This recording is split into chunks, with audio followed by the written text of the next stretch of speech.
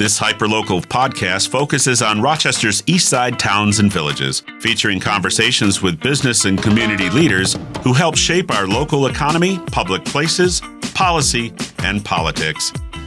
This episode, Fairport Canal Days. For nearly 50 years, the all-volunteer Fairport Canal Days Festival has set the standard for nonprofit, community-based summer festivals in New York State. No one does it better. Festival co-chairs, Lydia Rugaber and Ian Winter, represent a new generation of leadership for Fairport Canal Days. Each began volunteering as teenagers with their parents, Wendy Rugaber and yours truly. Today, Ian and Lydia are responsible for guiding the work of a dozen committee members and hundreds of volunteers who help host approximately 200,000 festival goers the first weekend in June each year. Join us for this conversation. Welcome, Lydia, Ian, Wendy. Hi, Dad. This is a bit unusual for me for two reasons. One, I've never had a family member in the studio before, so that's different. And two, I've never had four people, never more than one person. So the logistics around this will be fun too. But we have conversations, and conversations involve free flow and crosstalk. So let's rip it up. We're here to talk about, I think, the importance of being involved in your community, and as a parent, leading by example in that, yeah. Mm-hmm. And as a young person, I'm hoping that example is set, and going forward, things that we value in our community are carried forward, such as Canal Days. So, with that, Wendy, I would like you to just introduce yourself a little bit, who you are, what you do, and why did you get involved in Canal Days?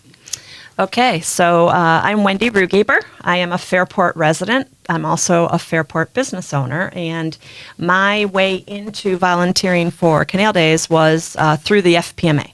I became an FPMA member right around 2000. Let's define FPMA for the uninitiated. Fairport Parrington Merchants Association. There we go, FPMA. Yes. So joined in 2000 when I became a business owner, and immediately started kind of getting involved with some little things through that organization. I started volunteering with Gene Biasi at Scarecrow Festival and various other things. Joel Cuminelli, did a lot of things with him, and then was asked to actually join the Canal Day Committee. And I think that was probably around 2010. Okay. All right. So it was a few years after I got involved. Mm-hmm. I came to Fairport in 2005 to lead the partnership. My first festival was fall, so my first festival was the following year in 2006. Ian, I attended. I don't remember if I dragged you along, because the first time I actually worked it was 2007. I think you were there, because I remember. I was there. Yeah. I remember when they hired you at the partnership. They came out to the Brockport Arts Fest, and right. I was a freshman in high school, or like in 8th grade or something. That would have been 2006. Right. I remember walking around for that, because I don't remember the reason, but I remember just someone being there, and then. Probably 2007 was the first one you were actually involved in. Oh, yeah, I know that as a volunteer. And I did so kind of, the people who I reported to in the partnership, well, be careful you don't commingle your responsibilities there with the FPMA, to which I said, we exist in, great part to support the FPMA. So working on this festival, made perfect sense to me. And then I did for 16 years. Mm-hmm. That was my first year. Yeah. It was more of a directive. Like, you have to come clean the tables and put the chicken barbecue in the dumpster. I'm like, okay, sure. All right. So let's talk about that, since you've jumped in, your background in the festival and what you do today and all that. Yeah. So like I kind of just said, it was more, you were working out there, and so I would just tag along, and you did similar stuff in Brockport. So yes. It wasn't like this was like new to you. It was right. The Brockport's Arts Fest and the music concerts by the canal and stuff. So right. That's right. I kind of grew up around that, and then basically started at it was the chicken barbecue. Like, it just honestly clean and wipe tables, and did that for a year or two, and then started to grow up, and so then it was like, okay, well, now you get to move the beer kegs around. That's a fun job nobody wants to do. So I did that, and then there was no underage drinking. And then, honestly, because of Canal Days, I was very straight edge till college. Really, I was like trying to go to the Air Force Academy and stuff, and I was afraid of my father. So that ogre. But yeah, I got my first job at Lickety Splits because of volunteering at Canal Days, and then Ginny and John McConnell came over and they were like, "Do you want a job?" And I was like, "Money's good. I would like a car. This sounds like a plan. I think this is probably the next step." So worked at Lickety Splits, and then stayed with the festival, and then kept doing the festival stuff year over year, and then you started Oktoberfest, so that kind of carried over in Oktoberfest, and so it's just kind of outside of, I think, like 1 or 2 years in college where I didn't make it back. Every year I've been there in some sort of volunteer capacity. So you see a lot of it. And working with Sean McCarthy, too, like right. working for the tent company in the summers, right? I just kind of knew, okay, this is how the tents go and the tables and chairs and all that kind of stuff. Yeah, the knowledge you gained there, well, actually from both the working festivals and working tents, crossed over beautifully. Yeah, it's kind of like a perfect mix for your employer and for your get volunteers. wrangled into this for the next 20 years of my life. How about you, Lydia? What's your earliest memory of being involved?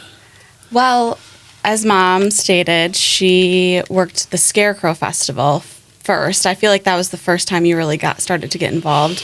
And I remember specifically coming out, I think it might have been my junior or senior year of high school, and selling T-shirts or raffle tickets, something at a table at Scarecrow Festival. That's probably my earliest memory. But then you, Scott, brought me on to the board of directors at the partnership. So that was post-college. So between high school and college, I would come to events when I could. You even had me as your intern one summer at the partnership. Say, did you blot that out? It's such a painful memory. No, not painful. It was a lot of fun. I think I even set up the partnership Instagram that summer too. I think you did. Yeah. Yeah. So that was a good summer. It was a good internship. But then, post-college, post-master's degree, you had brought me on to the board of directors, which was great. And I don't think I would be in the role I currently am without that. So thank you. Well, thank you. I mean, I think critical to the life of any volunteer organization is a pipeline of younger people coming in to learn the importance of what, we're doing, whatever work, whether it's Rotary or FPMA or whatever it is. And so part of the sinister plan I had there was to inculcate both of you so that you'd be where you are today, which is co-chairs of Fairport Canal Days. That is true. Yes. Yeah, that's a big deal. Wendy, what do you have as like a favorite memory of Canal Days up to this point anyway? Oh, geez. I don't know. They all just kind of run together. I definitely enjoy the addition of Canal Nights to Canal Days. Yeah. Like, that's always been fun. The Yeah. Friday night, family, centric, barbecue, music, that all. And then, of course, the Saturday night is always such fun. But I'm also there at 5:45 Saturday morning, checking in all of our fellow FPMA merchants behind Village Landing. So it is a long day and a long weekend. Yes. Now, Lydia, did you tag along on some of those early mornings, or were you still? Definitely not early mornings. But I know noon today was hard for you. I've definitely been there throughout the years. Yeah. Now you're there at 5:45. Now I'm there. Yep. Towing trucks. Is that your job now? With people who are parked erroneously? So 2 a.m. the no parking signs go up on Thursday. So by Friday night, people either ignore those signs or decide to leave their vehicle for safety purposes. And when I get there at 5:45 on Saturday, if they're in the way of a vendor to set up, unfortunately, we're calling a tow truck. That's very cruel of you. I know. But necessary. Necessary. I mean, one little spoke in the wheel and or a stick in the spokes, I guess is what I want to say, can really mess up the whole program. Now everyone's going to know who to go to Yeah. when their car is towed. Facebook private, Instagram private. Yeah. So Don't come after me. in the context of Canal Days, what was your first responsibility? Ian was wiping down tables. Do you recall? I definitely worked the partnership booth a couple times at Canal Days. Sold duck tickets. Yeah. Yeah, duck tickets. Duck tickets, selling them at the market. I don't know. I was there for everything. I mean, before, I actually was not on the Canal Days committee prior to becoming co-chair. So that was a little nerve-wracking for me at first because I was like, I don't have all the historicals. So I made sure that Ian was by my side because he has the knowledge. He'd been on the committee before. And we have an amazing committee that have been there for years, 30, 40 years. So they've had my back the entire time. Right. I don't remember where I was going with that. Well, let's take a beat here.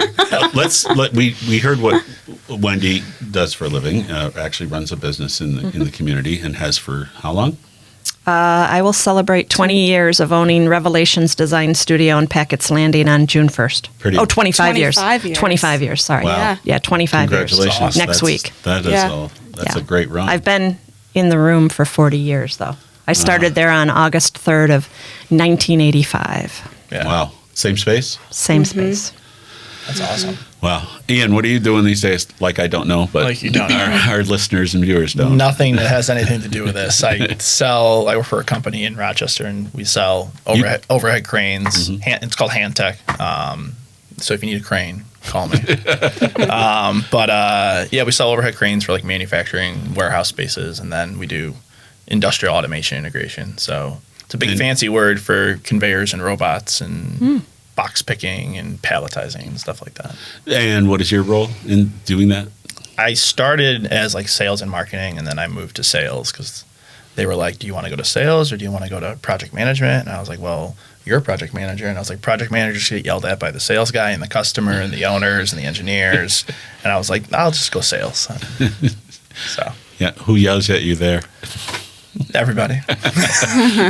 Your plan didn't work. No, it didn't. Lydia. I am a brand manager at Dixon Schwabel & Co. Out in Victor. I've been there for 5.5 years, right out of college. So with it's a hybrid position of project management and account management. So I try to bring some of that here to the committee. Yeah, and you just had an experience recently. You've done a couple of PGA tournaments. Yes, yep. One of my main clients is RBC Heritage, which is a PGA tournament down in Hilton Head Island. I've been on the account for 4 years, and I just was able to go there in April. It was awesome. Yeah, that's too bad for you. Well, it was like 14-hour days, 8 days in a row. But did you have fun? Yes, and I got a great farmer's tan. So. It's a golfer's tan. Oh, golfer's tan, yes. But the golf polo. Context is everything. Yeah, did me dirty. So I'm looking at my notes here to make sure we cover everything. So we should probably talk about the history of the festival itself, right? It started, what year is this? 48, 49? We skip a year for COVID. I say we don't skip the COVID I year. think We they should count count it. It wasn't our fault. Our marketing says 48th this year. Yeah. Okay. All right. Yep. So 48 years, and my understanding, and you were okay. You're 40 years in the same location right now? Yeah. Okay. So you weren't there right at the very beginning, but I think what's important to illustrate. I've had to close my salon for all those years on a Saturday. Before you were involved, that did not make you happy. That's a big money day. That was the turning point, and a conversation I had with Joel was that I was aggravated that every year I had to close the salon on Saturday because you couldn't get to us. And he And it was said, usually like senior ball weekend too, so you miss out on hair there. Oh my! We probably shouldn't be. we probably shouldn't talk bitching about that. it. Actually, we should, because I think we have to address the pros and cons. Yeah, so that's when Joel was hosting a like, big "Well, festival. come join the team and be part of it." So that's why I did. And maybe it was a little earlier than 2010. It might have been like 2008, maybe.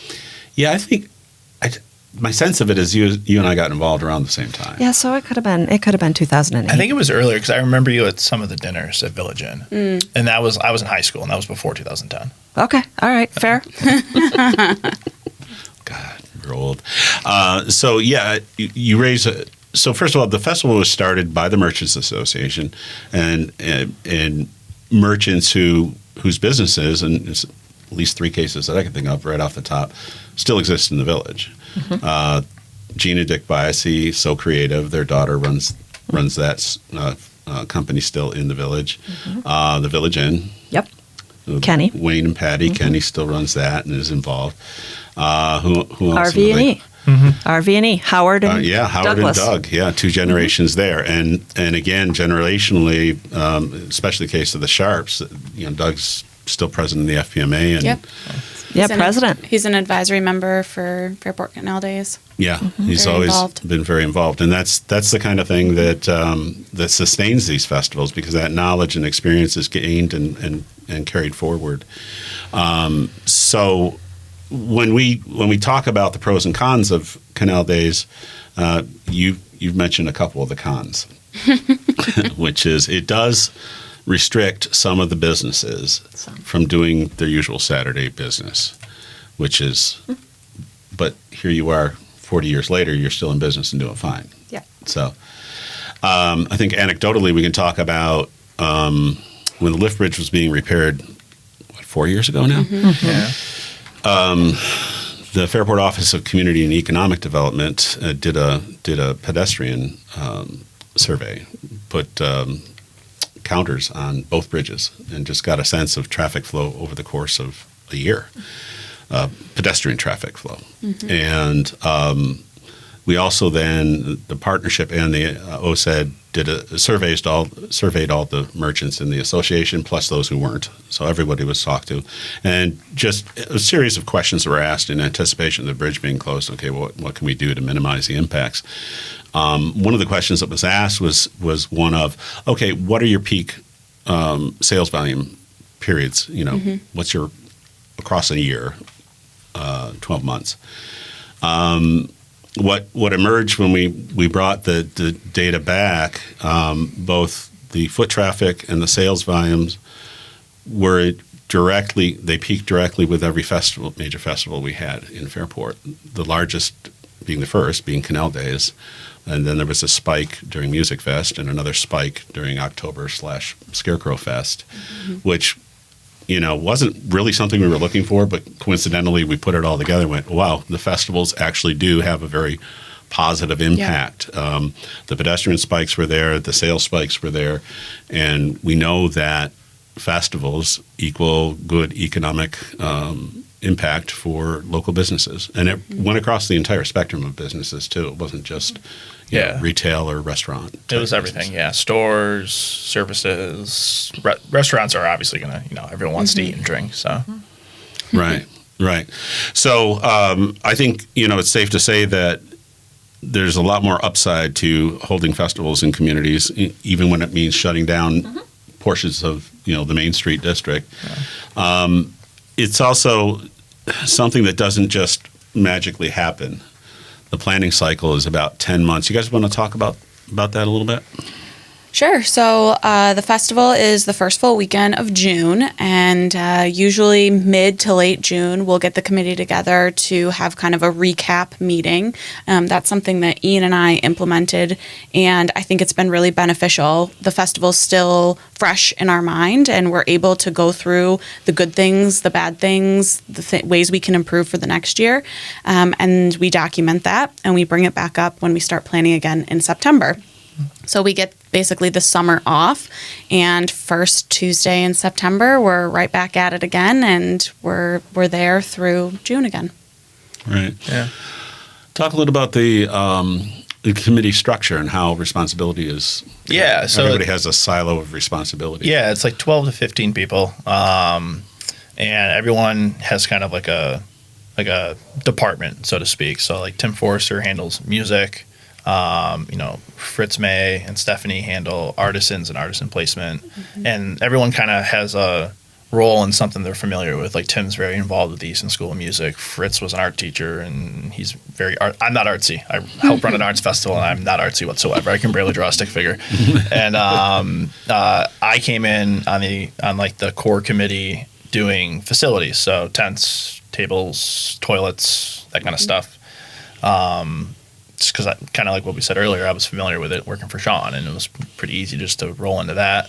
So everybody has kind of like a core responsibility, and then we all meet once a month, and throughout from September till the festival, and then we all just kind of touch points. Some months are busier than others, and then by the time May rolls around, the festival's pretty much set. Everything should be at this point just kind of crossing T's and dotting I's, and then everything comes to fruition in June. Yep. Yeah. So the one thing we can never control is the weather. Yeah, that's why we buy tents. I think we've been really good with weather the past few years. It hasn't been. I remember a couple summers where it was like 95, and it's like brutally oppressive. And I mean, recently I think it's been like really good, like good temperature. It hasn't rained a lot. Yep. Raining at 4:00 on Sunday is perfect because then everyone clears out. We can clean up easier. But yeah. Yep. So beyond the immediate impacts of the festival, the weekend of, positive and negative, neighborhoods are full of cars, but restaurants and pubs are full of people as well. The vendors who come here want to be here because it's a show that they know they will do well at. Yep. We also showcase, and this is your area. You want to talk about that a little bit? For years, are you still doing that? The Merchants area? Yeah, Merchants Marketplace. So she doesn't have a choice. This is how we. She's still doing it. This is how we showcase merchants who don't necessarily have fronting on Main Street during the festival. Yeah. So to get our merchants involved, we created an area behind Village Landing, which we have coined the Merchant Marketplace. And those who obviously live on Main Street, they get to roll right out onto the sidewalk, which is the original reason that Canal Days started, it was a sidewalk sale. And so with that, we bring all of our other merchants into the area behind Village Landing. We have them all coordinated, and we are there to, introduce the community and welcome other communities to learn about our businesses. Right. And it's kind of solved a problem so the priority is given if you are a merchant with an establishment on a street that's involved, you get that space in front of your business, unless you don't want it. Right. Not every business does, in which case it then goes to one of our artisans. Guest artisans. Yeah. Okay. So that's that. Otherwise, everyone's encamped up there in the landing, and it works out pretty well because people now know, okay, these are locals, and I don't have to necessarily do business today, but I can go visit them, the other 363 days of the year. Yeah. So that works out pretty well for everyone involved. When all is said and done, this is done to raise money for the FPMA, right? So let's talk a little bit about where that money goes and how it benefits the community. So we have always taken proceeds from Canal Days and have put it back into our community. Usually in November is when our Day of Giving is, and we usually have anywhere between 5 to 10 different agencies. I know through the years we've done I don't have it listed in my head, all the people, but what's the helicopter? Oh, Mercy Flight. Mercy Flight. We've donated money to our Fairport school district in many different ways. I think that Ian and Lydia could actually speak on the most recent give was to the drama club for new equipment. New AV system, yeah. Yep, we partnered with the Drama Booster Club, and with the FPMA and Canal Days, we were able to donate $22,000 for a new stereo system, or audio system, I should say. It was the complete set. And Ian and I were actually able to go to their musical, the first musical that they had using that system, and it was great. Which one was that again? Chicago. Yes, that's right. Yeah. Well, that's great. Also, wasn't there a scoreboard in one of the fields? That was before us, before yeah. our time. Yeah, that was before you guys, but it was part of what we do. Scoreboard, right? Yeah. I can never remember if it was a scoreboard or the lights. On the turf. Yeah. Out at the football field, which is also soccer and lacrosse, I assume. Yeah. I think the lights were a Mark's Pizzeria That's right. donation. I have a the cranes, T-shirt from that. Were you in high school? Yeah. Yeah, you were in high school for that. Yeah. I'm old. I think the other thing too to remember is, the money raised.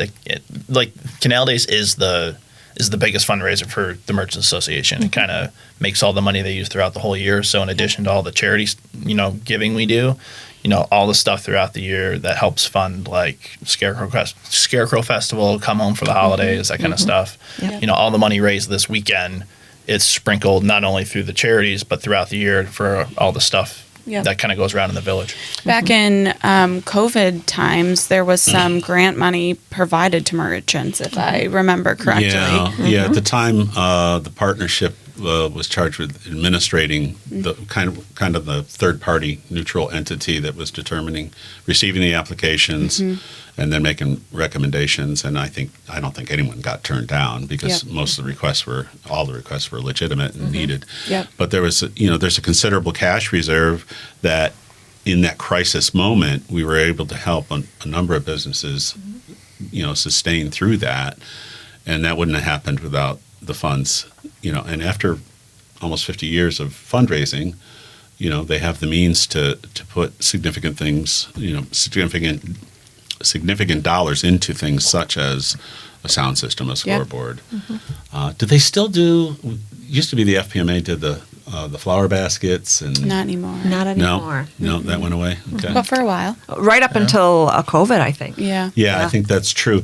I think the idea, though, is to do things that are more signature in nature, more significant, and I think they're doing a good job of that. Definitely. As well. So when we talk about this year, we have challenges going on that are. It seems like every 3 to 5 years, there's some major disruption. If it's not a lift bridge, there's been in my time there was at least 2 lift bridge repairs. Yep. COVID made things interesting. So challenges this year too. So let's talk about that a little bit. What's going on? Okay. So the Village of Fairport is currently undergoing a streetscape. It's going to look beautiful once it's done, but currently sidewalks are torn up, which makes it a little difficult for our festival, which has vendors set up on the sidewalks. So we've worked very closely with the Village of Fairport to determine the best footprint for our festival this year. So we will be stopping just south of the train tracks, kind of right in front of TJ Ryan's and RV&E. And the company that is actually doing the work was generous enough to start on that north end so that we could utilize as much space as possible in the south end. So it was about 40 vendors that had to be moved somewhere else, but we're happy to say we were able to move them. So we've expanded a little bit in Village Landing in order to keep those people here. Yeah, we had a pretty significant reduction in footprint we could use, but we were able, and this kind of goes back to the whole team and working together, we were able to keep the same amount of artisans and the kids zone that the town of Perrington helped sponsor, which is usually on the north side. Howard Hanna was generous enough to let us use their parking lot, so there will be a kids zone on the south side this year, a little smaller, but there'll still be one. And so we were able to, it was a lot, and we didn't, right up to the beginning of May, we still weren't sure what the footprint was going to be. And that's hard for these artisans because, like you were saying earlier, a lot of these artisans, it's a juried art show, so you can't come here and just resale. It's you have to be, everything has to be handmade, and you have to make it yourself and sell it. So these people go festival to festival throughout the whole summer around the country sometimes, and so we were worried people would start dropping off because if there's no guarantee, they got to go to a different festival to try to make money. It's their living, right? And but luckily Nicole, our business admin, she's a saint. Yes, we could not do it without Nicole. Yeah, she kept all the artisans as informed as we could, and we didn't really have any drop off. I think 1 or 2. And those got filled because the nice thing about Canal Days is it's such a good festival. There's always a wait list. And it's always 20 to 30 artisans on the wait list. So between, I was going to say between Fritz, Stephanie, and Nicole, we were probably a little worried, but they were completely, buttoned up and were able to make those adjustments so that we could have a festival this year. Right. I think it's really important too. The reason artisans clamor to be here and compete really to be here is that we don't allow reselling. We don't allow things that are made, in a factory to be resold at the event. Yeah, you can't just purchase on Amazon and Yeah, so you have to be the craftsperson or the artist who actually created the item, the object, in order to be in that show. And that's really it keeps us as an arts festival as opposed to a carnival, Sure. Yeah, that's probably a good way of putting it. Yeah. Yep. The other component is back in the day, and you guys, well, you might all remember, garage bands were the thing that we kind of felt like let local people have their moment in the sun for music to accompany the festival. And this was before Canal Nights. Yep. And then one year we had a situation where one of those bands was a little bit too loud. Do you remember this? And it ended up, one of the merchants pulled up his tent and left his stakes behind, and then a patron had a stumble over that stake and injured their foot, and it was just a big. So the next year we decided we're going to do music that's a little more conducive to an arts festival, and that's when I started booking jazz groups, and one of those jazz groups was Tim Forster. Yeah, and over time I began to lean into Tim even more and his connections with the Eastman School and the jazz community. Tim's a Fairport resident, lifelong. And and eventually he took over all that daytime programming to make sure that we had the right tone going on at all our performance venues. Yep. And that remains the case today. So how many stages? And I see like 60 bands. And 5 stages. Yep. Right. Yep. And where are they located? There is one. You didn't know there was going to be a quiz. There is. I'm envisioning the map in my head. There is one at the FBC, Fairport Brewing Company. There is one at the Junction, which also then turns into our Canal Nights. There's one at the Kennelly Park Pavilion. There's a new one this year. So because of the construction, we always had the Eastman kids down in what used to be the kids zone. Right. So that municipal lot, excuse me, that municipal lot down on the north end, that is now going to be kind of the end cap on Liftbridge Lane West. So 2 years ago, or maybe this is 2 years ago, I'll mute you. We really kind of the brainchild of, it was really Pam's idea, right? Yep. Pam and Nancy. Pam and Nancy had the idea of doing like a tasting market. So if you're not like a food vendor, like a food truck, or someone making meals to go or whatever, you're more like, say you own like a winery or like a little cheese shop or something. And you wanted to give out samples, and then you can sell like packaged product. Yeah. We would do this tasting market. So it's kind of like, if anyone's been down there, they redid it a few years ago. It's pretty narrow, so you have tents on either side, and it's kind of like a little bazaar, and like the Middle Eastern market, not like that's bizarre. But it's been really successful. I think we had like 10 vendors the first year, and it went up to 18 or 20 the second year. And I think we're about 20 again this year just because of space. There's not enough space. Yeah. Yep. But to go back to what you were saying, we moved the Eastman School stage from the north end over to the tasting market now. So that'll be kind of over where Machetes used to be. They're still redoing it, so we have a little bit of space. So we flip-flop them, though. So Eastman will now play at Kennelly. Yeah, Eastman will be at the gazebo. And we'll have some more like traditional jazz at... jazz, blues, that kind of stuff. For the tasting area. And then I'm missing one. Oh, the Village Hall. Oh, yeah. Right on the steps of Village Hall. Yep. Yeah, that's our 5th one. That's good. Yeah. That's good. So there's like 5 to 7 bands at each stage, both days. They all play for like an hour to a half, and then flip over. A new band comes in. Yep. So I think it's somewhere around 60-ish bands during the day, and then at night, Friday night, we have Atlas as the headliner. They were here on Saturday last year, and it was packed. It was a great show, and they're a great band. They used to open for like Earth, Wind, and Fire. So they draw a really nice crowd, and they're really good, and they're fun. I like the fact they have horns. That's fun. It's a little ska bandy every now and then. Yeah. But that's Friday night, and then Saturday night we have the local Sky Coasters band. Everybody likes Sky Coasters. So should be a good show. Yeah, so let's talk about the genesis of Canal Nights. Yeah. Wendy and I were around the table during those discussions, and it actually took years to get the committee to agree to do it. And the big stopper was that, so here's the genesis, and I think you and I were in cahoots on this one. Not surprising. Basically, we recognize that we end the event at 5 o'clock on the Canal Days event at 6 o'clock. 6 on Saturday. On Saturdays. Yeah. And then all the infrastructure just sat there, particularly in the junction. We already had a tent there for food. We already had a stage there for daytime entertainment. What if we kept going and at night served wine and beer, and our food vendors who now pay a premium to be in that location, Correct.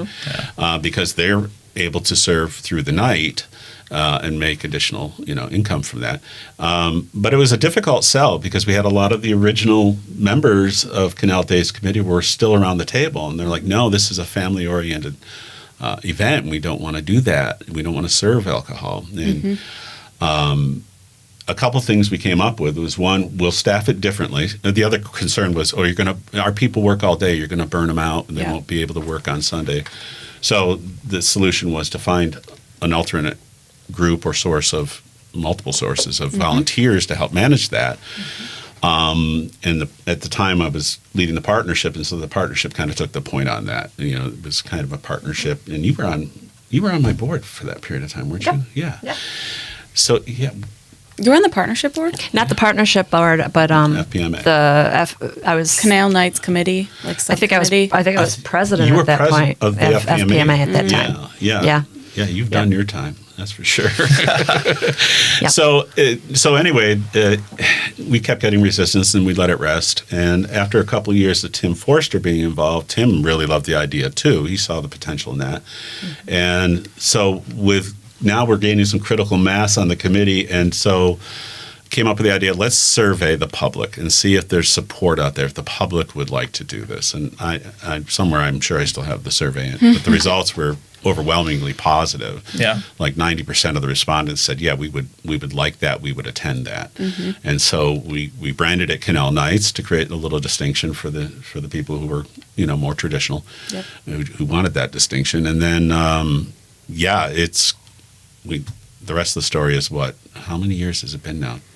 11, 12? It's a long time. Yeah, I don't know. Yeah, it's going to be 2013 was the first one. Was it? No. I'm asking. Yeah. I want to say 14, but 2014? Yeah. So I know we're past years. A decade, so about 12 years. Yeah. And long story short is it was very well received. It's been very successful. There's a couple situations where weather conspired, but that's the nature of festivals. That's why you buy a big tent. That's right. And we've also, it's become a point of pride for a lot of bands to play there. When we brought Northside Johnny in, that was a big deal and it took a couple of years to get them in. Yep. So now it generates a tremendous amount of income, and it has for years. I think that's the other thing too is we are a fundraiser. Like we're not for profit, so the goal here is to raise money, and beer sales raises money. And as long as you do it, it's a good show and you get a full room, and we've done a really good job of that for a decade or more. Yeah, everyone likes to go to a party. So, and I think too with the start of Music Fest, like obviously that's a huge festival. They're wildly successful in Fairport. Everybody likes to go down. It's a marquee weekend in August every year.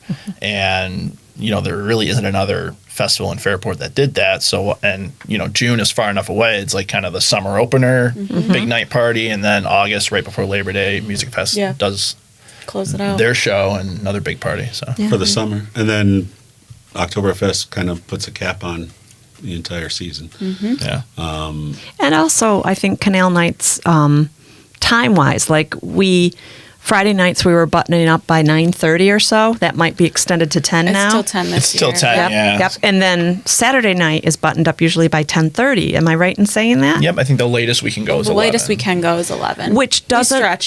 We stretch right to 11, but not any any. But it time doesn't after. hurt. You can It get- doesn't hurt you can our get in trouble friend. if you go past Liquor 11. authority doesn't tend to like that. Oh no, my name's on that form. We're shutting down at 10:59. But it doesn't hurt our friends like Damien and Oh yeah, they and Yeah. get the traffic afterwards. And that's the thing. all the bars, everybody. Yeah, everyone filters out, and once the show's They're- over, you're going to Donnelly's, you're going to Mulconnery's, you're going Yep. to Lulu's, you're going to Village Inn, and Yep. now with the cannery there, there's more music late into the night at Yep. Iron Smoke and stuff. So. Yep. Yeah, the halo effect, as we refer to it as, and it's true of every one of the festivals. It is not to the detriment, but rather to the benefit of local businesses, including the festivals where we're serving alcohol. That's a component of the overall Yep. scene. But let's talk about another funny situation, Ian. That time early in the period where you and I were volunteering and living in Brockport, and we were driving in early one Oh, morning. the banner story. The No. banner story, yeah. Okay. So I'm driving and not really, I'm like Well, it Gotta was get there. it was Saturday Yep, morning. Very early, and we were there like late Friday after the chicken barbecue, Yep. like, staging everything and all that, and then we're coming back out. It's got to be like 7 a.m. or something like that. It was early, and I was like 16, 15, so it was very early for me. And we're like driving in, and I'm just like staring into space, and we had this banner over like Penfield Road or something on 490. Yeah, we don't do this anymore. We don't do by this the anymore way. for this reason. And it's just like, Fairport Canal Days, dates, times, all that kind of just promotional. We're driving in and I'm like, that sign looks weird. And I look up at it again. And somebody got the idea to cut the C out of canal on the banner. Mm-hmm. I'll let you guys all fill in what it said. So it was Fairport. It was Fairport Anal Days. I thought you were going to let him fill it in. And whatever. FCC doesn't monitor this, and so I'm like, Dad, you need to turn around right now. Yeah, he's we like, no. gotta take that He's like, no, down. that can't be true. It's like over the fence, the Well- safety fence. I'm like, no, it's true. So I look in the rear view mirror and I see this. I can't see the lettering, but I see this square missing from the. It was so funny. And it was a huge banner. It was Yeah. like, I don't know, 5 feet. It was like 5 feet high high, by like 50, 20 it yeah, took 20 up, feet long. It took up the width of 490. Like Yeah. Yeah, it wasn't it was small. massive banner, like And all it was, vinyl. I'm sure it was just some drunk kids or something, but it was very funny. It was a moment. And so we like turned around and like went up, and luckily we had all the stuff, like we had all the wire cutters and stuff. Yeah. But we just cut it down, and I'm sitting there, and I'm like worried, like the cop's gonna think we're vandalizing. And it's like no, it's, Well, then It was funny. Then the rest, I talked to our esteemed leader at the time, and I'm like, my dad and I just put it up there. We don't have a permit. And I'm like, just throwing banners because up. like that, you're supposed to get permits when Yeah. you're doing something like that on a Oh public my God. highway. Yeah, we just put it up there. Nobody bothers us. Been doing it for years, no problem. That's funny. Somebody decided it'd be a real funny thing to do. It was entertaining. And then we used to, I think we're bringing it back, but we would do the Sunday dinner afterwards, and The stories. and like everyone gets together at Village Inn, and we do a Sunday dinner. And I did not belong there. I don't know why I was there, but everyone was like, "No, Ian should come because I he definitely dealt with went all the one year, trash." too. And everyone kind of tells their favorite story over the weekend. And I forget who else, but it was you and a couple other of the more humoristic people, and they were like, "You should tell this story." And I'm like, "I don't think I want to. Like, this is not that." I told the story. It was a hit. It was Yeah. funny, but we don't do the banner anymore. Yeah. Also, nobody get any ideas. No. Yeah. Yeah. That could be a problem, actually. I definitely got in one of those dinners before. I think you're allowed to bring your significant other, and I think Dad wasn't able to come. Right. And I remember accompanying you to a Village Inn dinner. We're bringing them back, but we're going to do them like a week or two after the festival because we're just exhausted Everyone on just Sunday wants to night. go home. Yeah, but you lose the momentum. I don't know. There was something about being the last dog hung on Sunday night. There was. Oh, I'd probably get in trouble Well, for that. we still do. expression. We still find time for a cocktail. Yeah, we'll still do go get a happy hour drink. if you want to go. Anyone Yeah, we wants still to. do But that. with partners and everything, Yeah. we'll take a breath. do the big dinner. Yeah, and I think Week or two I later. just want to reiterate, if we haven't made it clear in the first 44 minutes of this session, this is an all-volunteer effort. Yes. There is, you've mentioned Nicole, she is the business manager. Yep. She does get a stipend for keeping our act together. Yeah. Yeah. And frankly, she's underpaid. Deserves more. Yeah. But yeah, everyone on the committee is completely volunteer. Yep. And then we all, in the months leading up to it, like we're putting, 20, 30, 40 more hours a month towards doing this. But we do it because we like where we live. And, people like Fairport because obviously there's been like the business growth since the cannery was redone and all that. But, people come and live in the village because they like the walkability, they like the businesses, they like the things to do. And a lot of those things to do are all the festivals. So, and, we kind of talked about it when you and I first came on. It's, a lot of festivals in the area are not doing well because a lot of them are all volunteer and nobody really wants to do it. And I'm 33. I can speak for my generation. Not a lot of people want to do this kind of stuff. Yeah. They'd rather go do other things. And that's fine. And then people go, well, we used to do this and this used to be here. And it's like, well, this is why. Everything's getting more expensive. People don't want to volunteer for things anymore. Yeah. And it's detrimental to some communities. So it's important to keep it going. Well, I think let's explore that a little bit more because that's, looking down the road, what are the challenges to continuing to do this? One is your volunteer base. Another you've mentioned is expense. Cost. Let's explore that a little bit more. What are when we say things are getting more expensive, what's getting more expensive? I mean, just everything, just in general. Tents, toilets, tables. Tables, permits, the liquor. We have, Right Beverage is a great supporter of us. But no, it's, just in general, everyone knows what's gone on the past, 2, 3, 4 years, and just prices go up for everything. And security was another big one too. Fairport PD does a great job throughout the weekend helping us out, doing their police work. But it's a big festival, so we hire, a private security firm to help out with everything, whether that's, monitoring the entranceways for, where the roads are closed. Canal nights, the Masons and Don Gress do a great job pouring and all that over at the beer tent, but we have security in there because let's be honest, some people, you got to make sure. Yeah. You got to kick some people out sometimes. Some people get out of hand, and I don't want to do that anymore. Generally, that hasn't been an issue.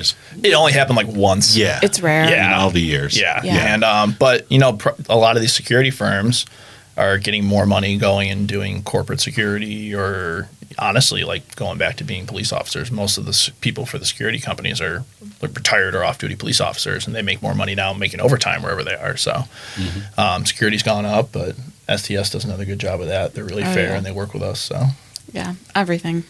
Yeah.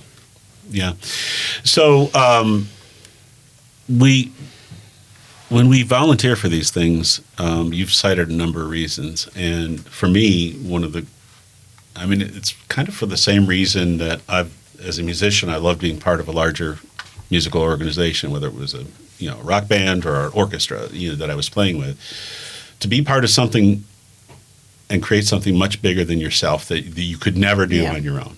And to have that feeling of I played an important role and to make great friendships, we're in this room together today.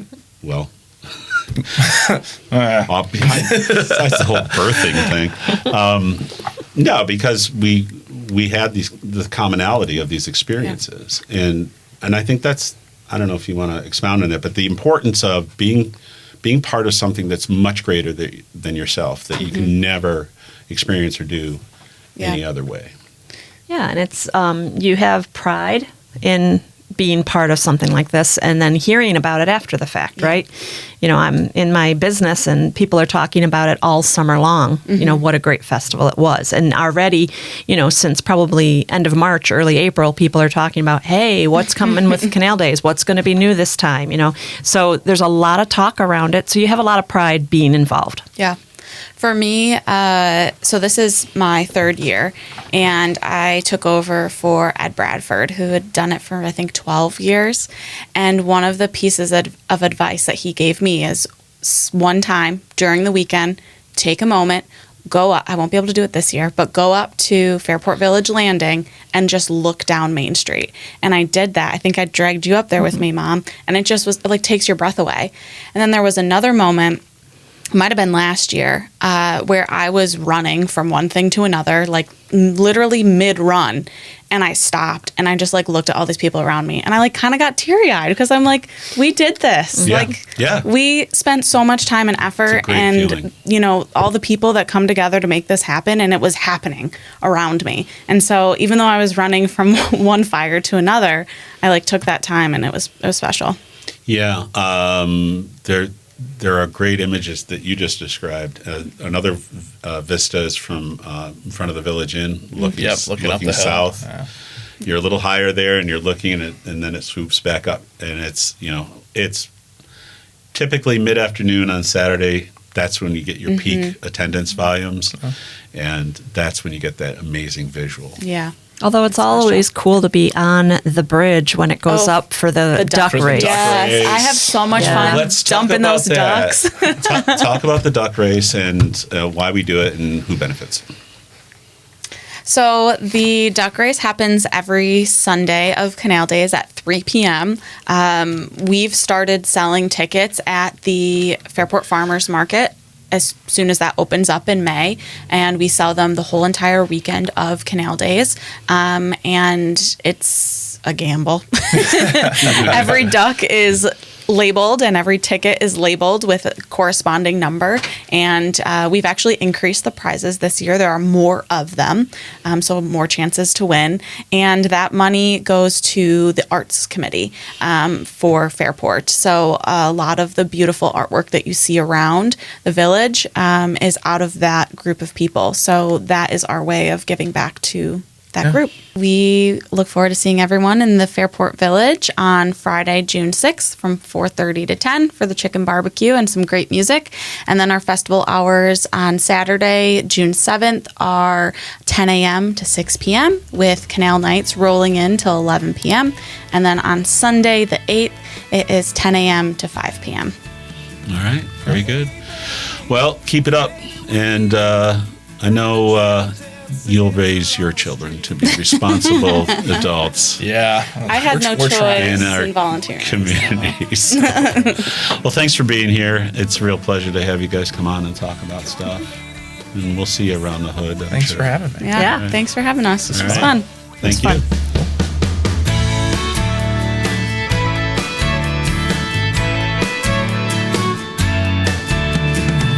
Hey baby, maybe we ride adrift and sift along the stream. Fire